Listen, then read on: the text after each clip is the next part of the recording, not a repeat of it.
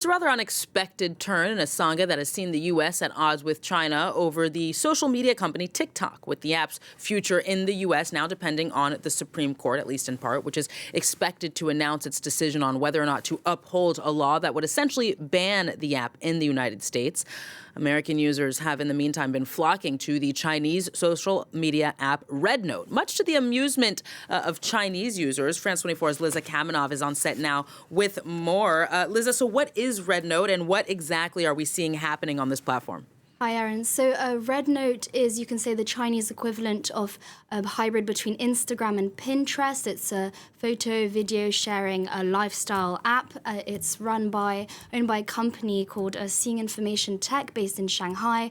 It's been available since 2013 and up until now had around 300 million users. And as you've just been saying, we're witnessing quite a big moment in internet history. We have some 700,000 US TikTok users who have opened accounts on RedNote this past week and have been introducing themselves, some learning a few Chinese phrases to try and integrate and enter this community. And they're arriving under the hashtag of TikTok refugees.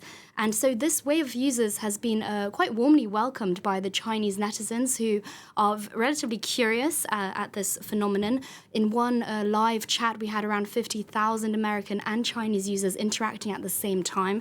So there's been a lot of impromptu cultural exchanges where netizens have been talking about, sport, food, youth. Americans have been asking Chinese to help with maths homework. Chinese have been asking Americans to proofread their English homework. So it's been a week of very pleasantly surprising cultural exchanges, and a lot of American netizens have expressed themselves on RedNote, saying just how happy they were to have been welcomed to this app, which they have digitally invaded. So let's have a look at what US users have to say.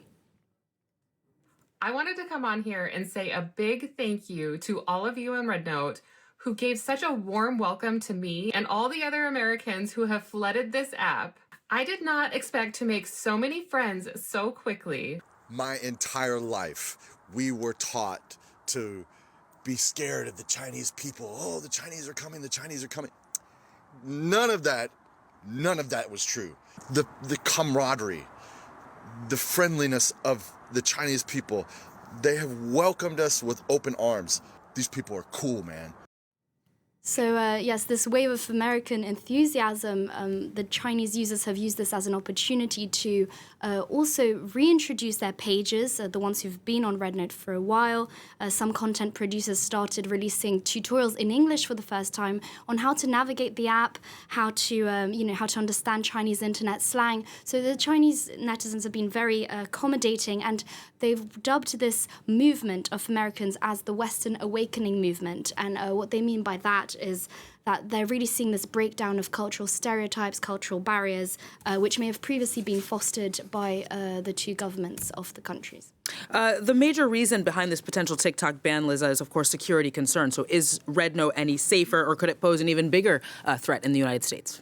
For the US government, it could pose a bigger threat because at least with TikTok, some of the data was stored in US-based servers, giving the US government some moderation over what data might find its way to China. But with RedNote, it's completely Chinese. It was built only for the Chinese market. It only complies with China's data regulations, which is normal because it's a domestic app. They never expected so many foreigners to arrive. And so, yes, this could pose a risk. The terms and conditions are all in Mandarin. The entire app is in Mandarin, so users who are signing up don't really know what they're signing up for.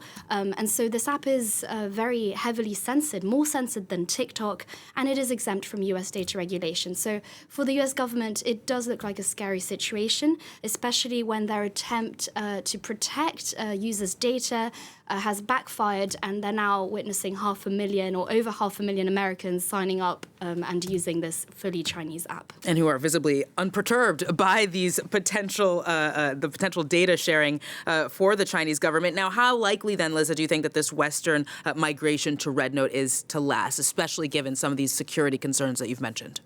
It's hard to tell if this wave of American content makers will stay on RedNote because at the end of last year, we'd already seen a similar digital migration to Lemon 8. It's another app owned by a company, ByteDance, which had taken off but seems to have died down. So we don't know if they will stay. Should users stay on RedNote, it poses a few challenges for China. First of all, the company of RedNote, Seeing Information, has to handle a huge influx of Western content producers pouring out information on topics which they are used to talking about, used to building communities around, but which the Chinese market previously wouldn't discuss. Now, what I mean by that is that RedNote at the moment is a bit like TikTok, what TikTok was in the early days, so funny dance videos, lifestyle videos, very little talk of sensitive, socially sensitive and politically sensitive topics. So this could be the first challenge, is how China is going to moderate the English language content on the app. How are they doing this? We've already seen a few job adverts on on the internet by RedNote asking for people if anyone wants to moderate English language content. Now, the second challenge is that the app is fully in Mandarin. This hasn't seemed to discourage any US users. They've been flocking to Duolingo as well to learn a few Chinese phrases. But now RedNote is looking into building English-Mandarin translation tools to try and to avoid discouraging users and to avoid them leaving. But another more important question is for China whether or not they will be forced to create a Western version of this app. At the moment, RedNote, there's only one app. It's not like TikTok, which has a sister app, Douyin. And if they create this Western version, will it have more lax rules, more lax regulations, which will allow Western users to talk about the topics they want to talk about? So yeah, it's a very interesting situation, and we'll have to follow that more closely. Liza Kamenoff, thank you.